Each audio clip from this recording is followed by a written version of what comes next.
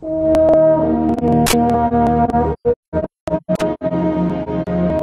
cause of exploration and discovery is not an option we choose. It is a desire written in the human heart. We are that part of creation which seeks to understand all creation. We find the best among us, send them forth into unmapped darkness, and pray they will return. They go in peace for all mankind, and all mankind is in their dead.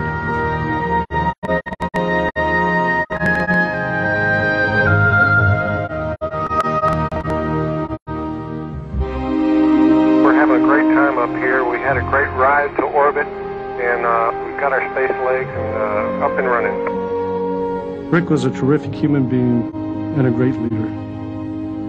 I grew to really appreciate all of his talents, his gifts, and laugh at all of his amateur sayings. His favorite saying, and I can hear him saying it right now, was, "You know, I feel more now like I did than when I first got here." He was a naturally gifted pilot and an outstanding leader.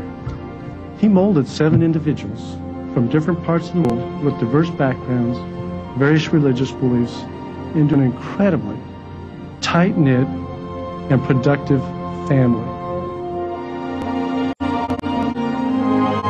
Oh wow, I've had the opportunity to be on the flight deck probably more than most of my crewmates, to look outside and really soak up the sunrises, the sunsets, the moonrises, the moonsets, the views of the Himalayas, Australia, all the continents.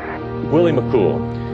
Laurel described Willie as an 8-year-old trapped in a 10-year-old's body. Now, partly this referred to the fact that Willie had the genes from somewhere that made him look like a 10-year-old, his young appearance, but mainly it was a comment on Willie's almost boyish attitude about everything he did and everybody he met. He always exuded a positive and enthusiastic can-do spirit.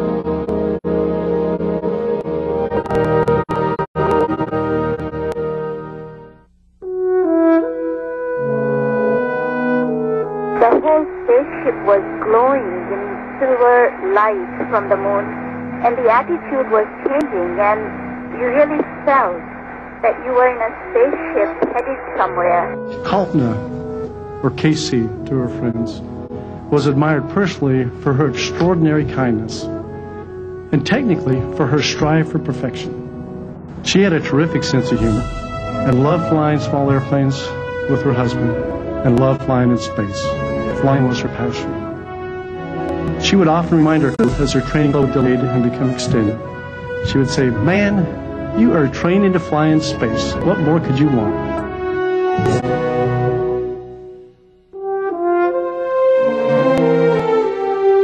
I think it's been more than successful. You know, we've had some experiments that have just really done more than we ever imagined they would do, that have really gone beyond the expectations of ourselves or the scientists and engineers who designed them. Mike Anderson.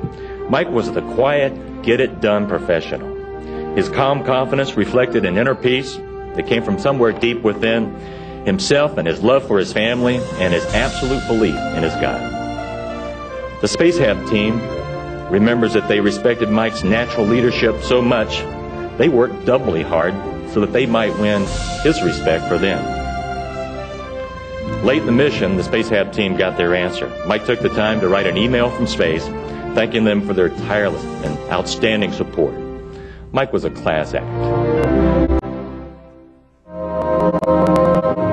After a couple of days, you get in the groove, and it's just an incredibly magical place. Laurel Clark. Laura was meticulous and detail-oriented, but she balanced this intensity with an absolute unwillingness to start any meeting without giving you a hug or asking about your family or telling you with pride about hers. And she never ended the meeting without remembering to thank everybody there for what they were doing.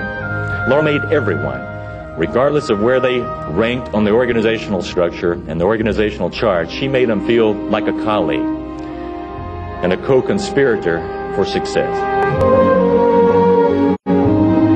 I got to do some backflips here in the center of the module, big enough to do that, and that was quite a bit of fun. Dave Brown. Dave probably didn't know this, but he was categorized with envy by his fellow astronauts into a very special group we call the Renaissance astronauts. You see, before he was an astronaut, Dave was a Navy fighter pilot. And before he was a naval aviator, he was a medical doctor. And before that, he was a national class gymnast and even a circus performer. Dave's theory about life was to have fun at everything he did and to do everything possible. And he did everything so well. Being able to conduct a press conference from up in space as the first Israeli astronaut, looking at the U.S. and the flag and the Israeli flag behind us, I think it's a big oh wow for, at least for Israel. Ilan Ramon turned to me with a question.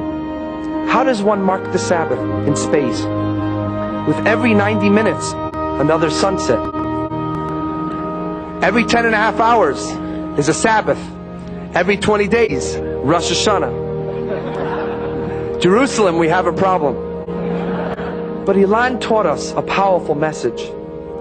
No matter how fast we're going, no matter how important our work, we need to pause and think about why we're here on Earth.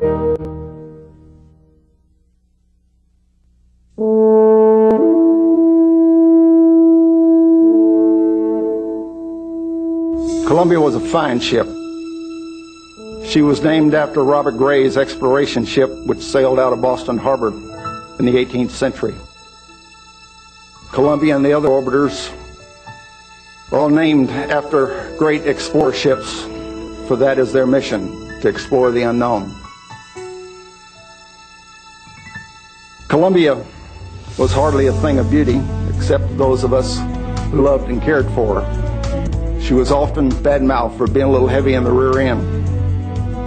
But many of us can relate to that. Many said she was old and past her prime. Still, she had only lived barely a quarter